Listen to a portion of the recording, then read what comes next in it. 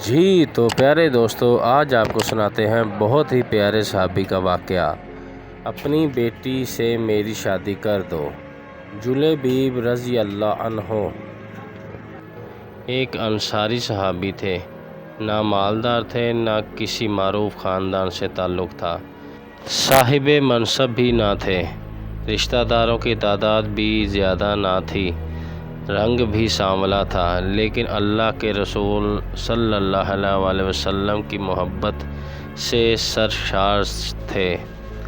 بھوک کی حالت میں پھٹے پرانے کپڑے پہنے اللہ کے رسول صلی اللہ علیہ وسلم کی خدمت میں حاضر ہوتے، علم سیکھتے اور صحبت سے فیض یاب ہوتے۔ ایک دن اللہ کے رسول صلی اللہ علیہ وسلم شفقت کی نظر سے دیکھا اور ارشاد فرمایا، جلیبیب تم شادی نہیں کرو گے؟ جلیبیب رضی اللہ عنہ نے عرض کیا، اللہ کے رسول مجھ جیسے آدمی سے بھلا کون شادی کرے گا؟ اللہ کے رسول صلی اللہ علیہ وسلم نے پھر فرمایا، جلیبیب تم شادی نہیں کرو گے؟ اور وہ جواباً عرض گزار ہوئے، بھلا مجھ سے شادی کون کرے گا؟ نہ مال نہ جلال۔ اللہ کے رسول صلی اللہ علیہ وسلم نے تیسری مرتبہ بھی ارشاد فرمایا، جلیبیب تم شادی نہیں کرو گے؟ جواب میں انہوں نے پھر وہی کہا، اللہ کے رسول مجھ سے شادی کون کرے گا؟ کوئی منصب نہیں، میری شکل بھی اچھی نہیں، نہ میرا خاندان بڑا ہے اور نہ مال نہ دولت رکھتا ہوں۔ اللہ کے رسول صلی اللہ علیہ وسلم نے ارشاد فرمایا، فلاں انصاری کے گھر جاؤ اور ان سے کہو کہ اللہ کے رسول صلی اللہ علیہ وسلم تمہیں سلام کہہ رہے ہیں اور فرما رہے ہیں کہ اپنی بیٹی سے میری شادی کر دو۔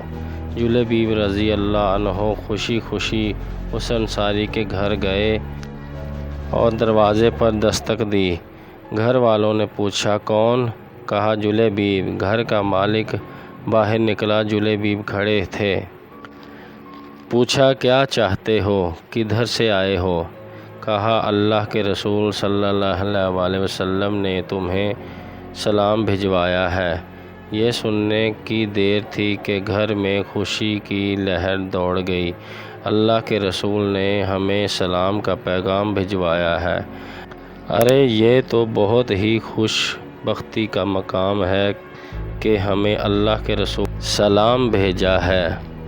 جلیبیب کہنے لگے، آگے بھی سنو، اللہ کے رسول صلی اللہ علیہ وسلم نے تمہیں حکم دیا ہے کہ اپنی بیٹی کی شادی مجھ سے کر دو۔ صاحب خانہ نے کہا، ذرا انتظار کرو، میں لڑکی کی ماں سے مشورہ کر لوں۔ اندر جا کر لڑکی کی ماں کو پیغام پہنچایا اور مشورہ پوچھا۔ وہ کہنے لگی، نہ، قسم اللہ کی میں اپنی بیٹی کی شادی ایسے شخص سے نہیں کروں گی، نہ خاندان، نہ شہرت، نہ مال، نہ دولت۔ ان کی نیک سیرت بیٹی بھی گھر میں ہونے والی گفتگو سن رہی تھی اور جان گئی تھی کہ حکم کس کا ہے، کس نے مشورہ دیا ہے۔ سوچنے لگی، اگر اللہ کے رسول صلی اللہ علیہ وسلم اس کا رشتہ داری پر راضی ہیں تو اس میں یقیناً میرے لیے بھلائی اور فائدہ ہے۔ اس نے والدین کی طرف دیکھا اور مخاطب ہوئی، کیا آپ لوگ اللہ کے رسول صلی اللہ علیہ وسلم کا حکم ٹالنے کی کوشش میں ہیں؟ مجھے اللہ کے رسول صلی اللہ علیہ وسلم کے سپرد کر دیں، وہ اپنی مرضی کے مطابق جہاں چاہیں میری شادی کر دیں، کیونکہ وہ ہرگز مجھے ضائع نہیں ہونے دیں گے۔ پھر لڑکی نے اللہ تعالیٰ کے اس فرمان کی تلاوت کی، اور دیکھو کسی مومن مرد و عورت کو اللہ اور اس کے رسول کے فیصلے کے بعد اپنے امور میں کوئی اختیار باقی نہیں رہتا۔ لڑکی کا والد اللہ کے رسول صلی اللہ علیہ وسلم کی خدمت میں حاضر ہوا اور عرض کی، اللہ کے رسول آپ کا حکم سر آنکھوں پر۔ آپ کا مشورہ، آپ کے حکم قبول، میں شادی کے لیے راضی ہوں۔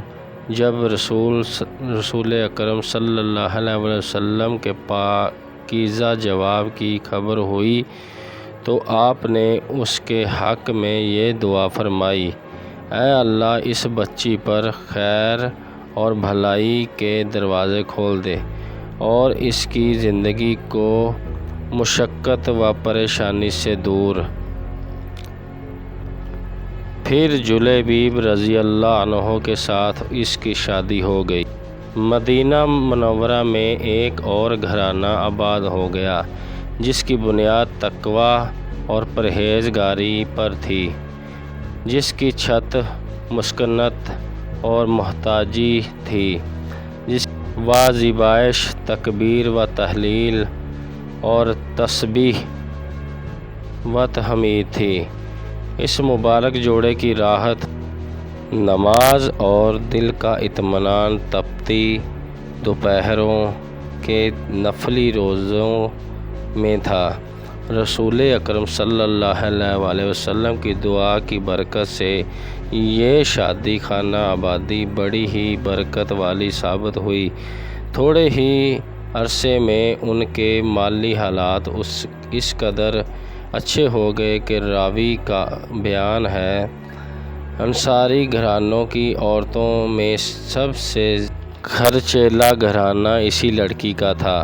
ایک جنگ میں اللہ تعالیٰ نے مسلمانوں کو فتح نصیب فرمائی۔